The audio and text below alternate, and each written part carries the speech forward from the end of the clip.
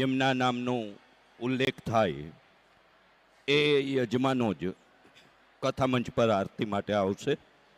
અન્ય કોઈ કથામંચ પર પ્રવેશ નહીં કરે.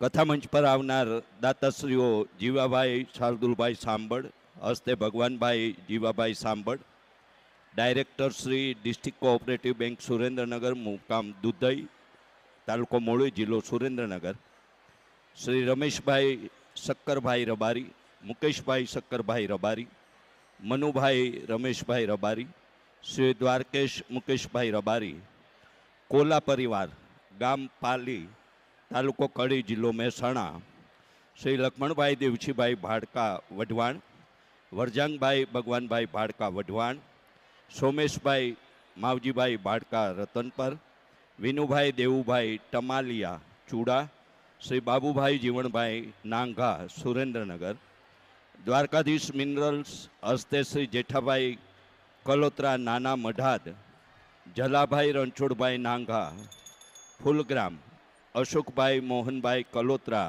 નાના મઢાદ, આ પરિવાર આરતી માટે કથામંચ પર આવશે.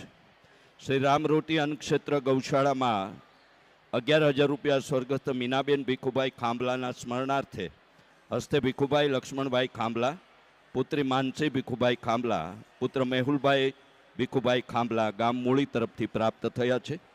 આજે 11 પવિત્ર પાવન દિવસ છે. આપ સૌને ગૌશાળાની સેવામાં યત્કિંચિત યોગદાન જોડવા વિનંતી.